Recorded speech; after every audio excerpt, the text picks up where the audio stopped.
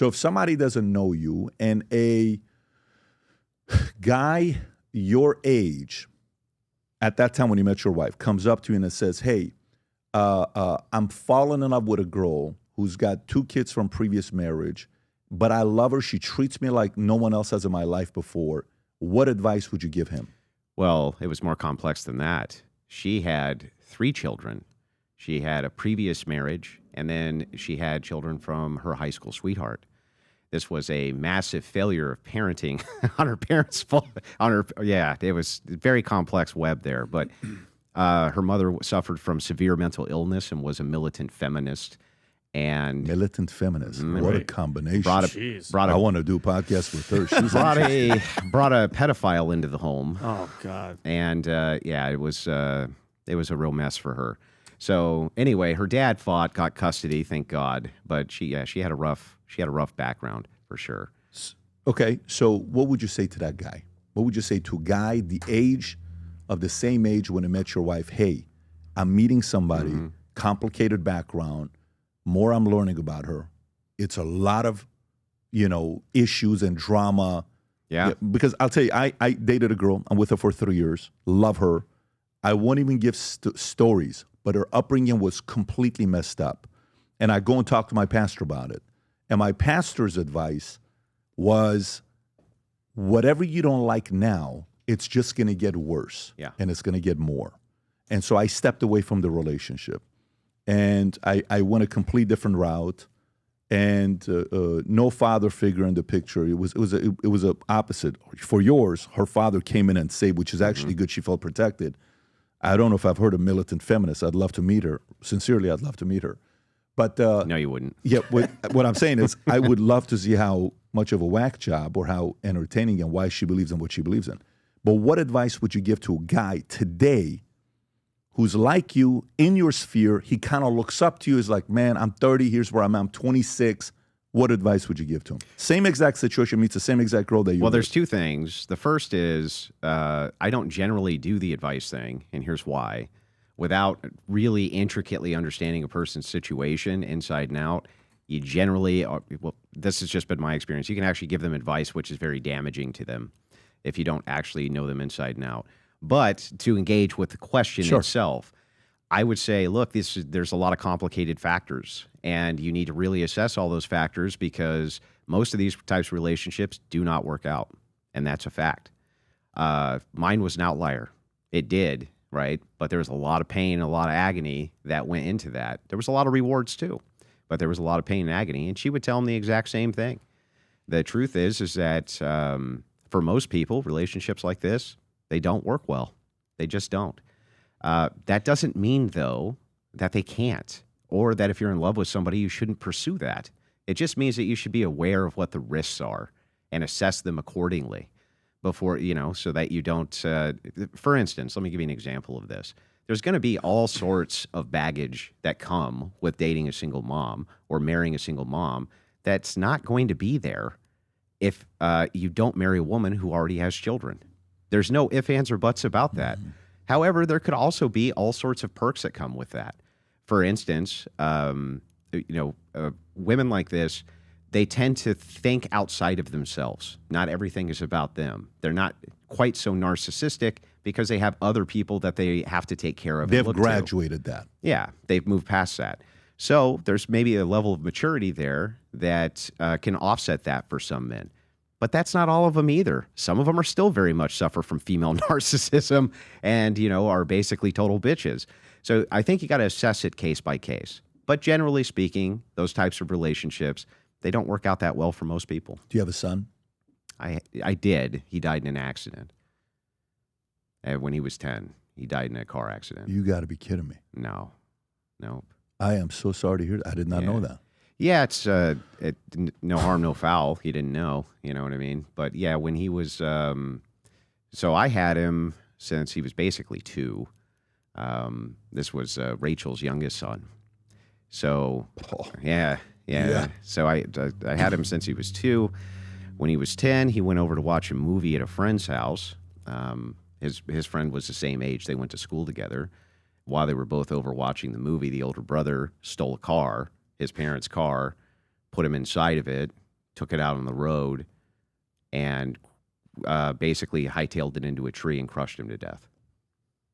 So the other kid who was driving, he went out the front window. The other 10-year-old? No, it wasn't. He wasn't 10. This was the 10-year-old's older brother. But the 10-year-old was in the car as well? Nope, he wasn't. What? Why did he take his brother's best friend?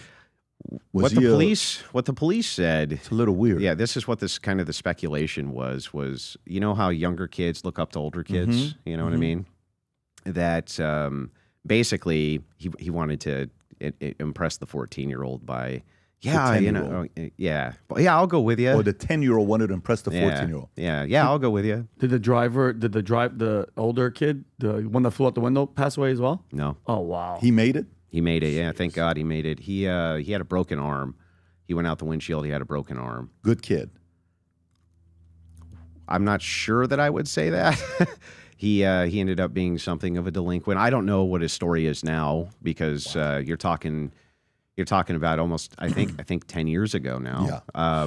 But at the time, yeah, it was the most kind of like heart-wrenching, awful, horrific experience that you can imagine. I remember I was coming home essentially from looking for him. So, my wife called me frantically and was like, hey, we can't get a hold of him. What's going on? Can you go over and check? I said, sure. I went over, checked. He's not here. So she called the police. The police were out looking. And I remember driving up to the driveway and there was cop cars there. And I was like, oh, great. They got him. So I walk inside and the cops were still in the cruisers, and I came up to the front door and they came walking up, and, they didn't have him with him. And the first thing the cop said was, I have some very bad news. And she knew right then and there. She just collapsed. So I told the story once because it's a hard one to remember, but she let out this blood-curdling scream. Just blood-curdling. I'll never forget it as long as I live. It was there's just nothing as horrible as that sound. And anytime I think about it, you know what I mean? It still makes basically the hairs on my back of my neck stand up. It's just a scream of agony, just emotional agony. And it was crushing. It was just absolutely devastating. How long did it take for her? And I know the answer is never, but how long did it take for her to get back to actually being able to do the day-to-day stuff? Yeah, I remember talking, I was very lucky. The person who ran the funeral home, he was a former police officer. He was a sniper in the police force, in fact. And he sat me down and he explained how all this works. He says, listen, I've seen this many times before, and I'm going to tell you a bunch of things. That night he's telling you? This was the next day when I was we had made the funeral arrangements and this and that. He said, can you come in and meet with us? Or it was the day after, I don't remember. But one of those, within 2 days of it. So I went in and sat down with him, and I was a mess. And she was really a mess. And anyway, I sat down with him. He said, I'm going to tell you some things. He said, they're going to be really hard, but I need you to understand. He said, the first thing is, she's never going to be the same. Ever. Just never.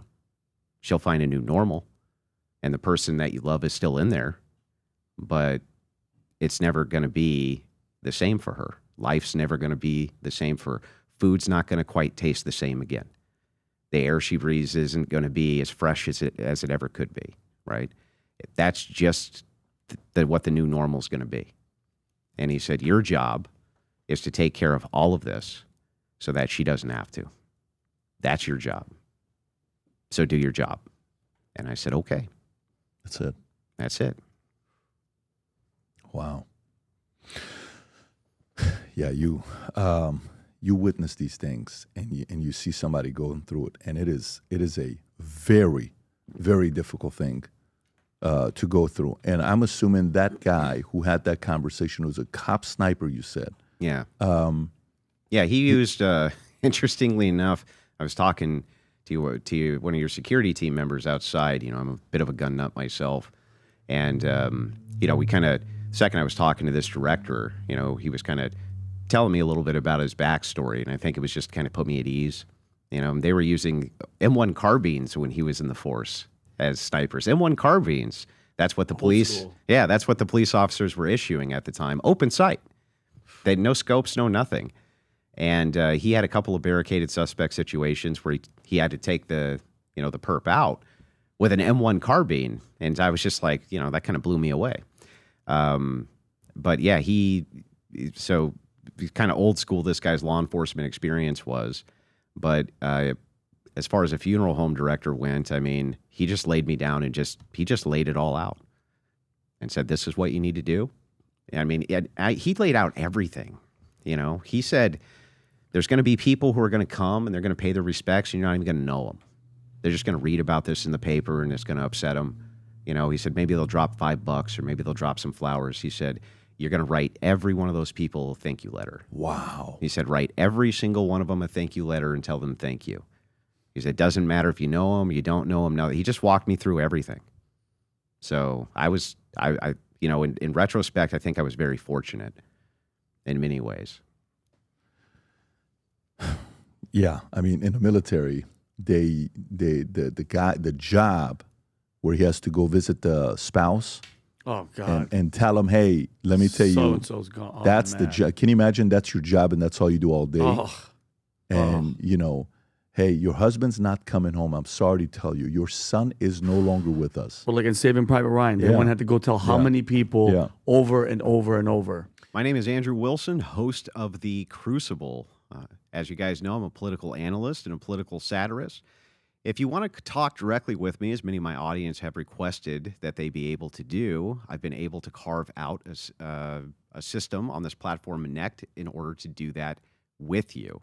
That's on Connect. You can ask me whatever questions that you want. We can talk debate. We can talk strategy. We can talk about basically whatever it is that you've been wanting to talk with me about, and I hope to see all of you there. If you enjoyed this video, you want to watch more videos like this, click here. And if you want to watch the entire podcast, click here.